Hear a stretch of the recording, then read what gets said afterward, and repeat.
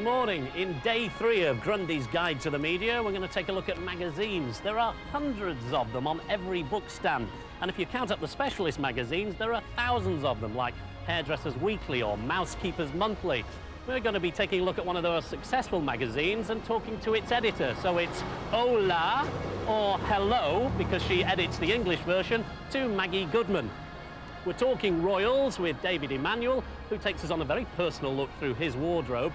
And a clever link between the two, we talk to David Bowie, who's often seen on the front of magazines and who has influenced many, many people over the past decades with his own personal style. Nowadays, though, his latest style change means that he's one quarter of a band called Tin Machine.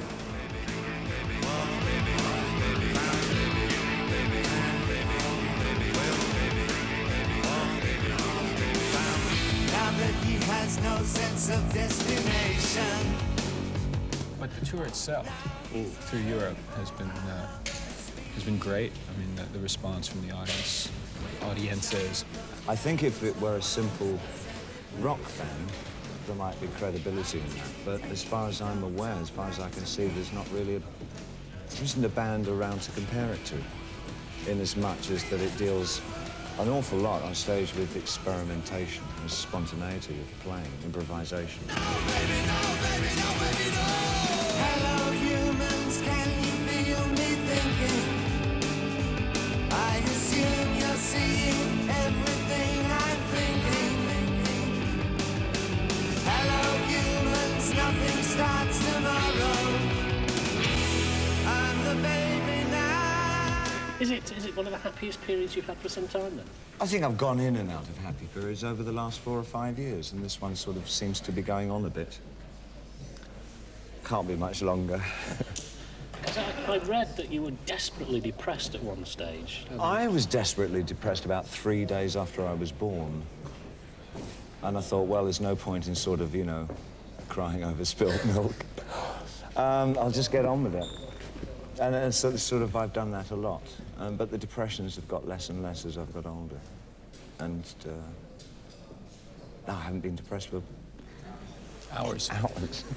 Are you learning? Is it an educational process? Oh, I think it is, life? yeah. Yes, I think it is.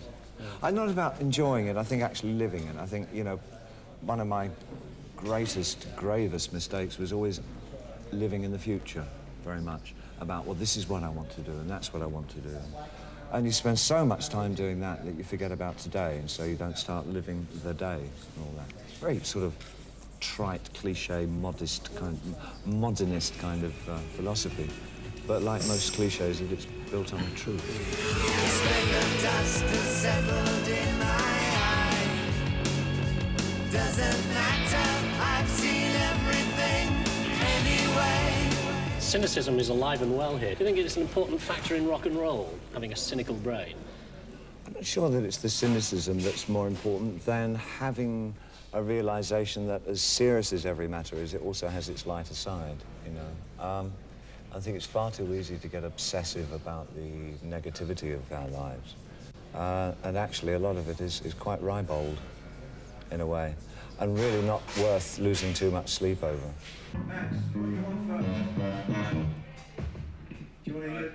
I mean, just hear Hunt play some drums. It leaves the event status behind, which is sort of, you know, it's something that's quite nullified, really vegetating after a bit, to just play events, where you sort of often wonder why everybody's bothered to come. It's sort of a, you know, it's like this vast thing. And brings things down to having some kind of rapport with the audiences. No, baby, no, baby, no, baby, no. Hello, humans, can you feel me thinking? I assume you're seeing everything I'm thinking. Hello, humans, nothing starts tomorrow. I'm the baby now.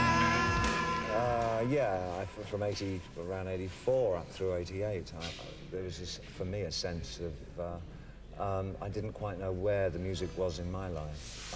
I really wanted to recover more of my life and then start thinking about music again. So I think I was fairly indifferent to music throughout a lot of the body of the 80s. And this has put the kick back in it?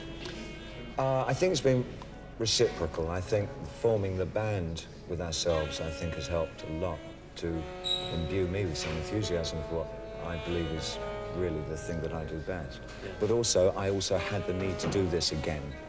So the two things happened at the same time, so it was very good. A happy accident, I think somebody once said. Just to finish, Yeah. you said you're never going back to solo. Is that No, still... I never said that. I said I wouldn't do the old songs again. And that's still in your mind? Oh, yes, absolutely. I'll never do them again. Absolutely not. Is that not a bit sad? For whom? For us. But I can't work for an audience. You can always buy the records, I though. can always buy the records, though.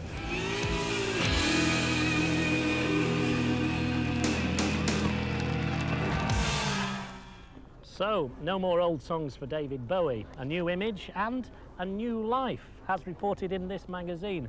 In a moment, I'm going to be talking to its editor on the eve of publication, a sort of Maggie Goodman exclusive. Now, it's years since David Emanuel and his then wife designed the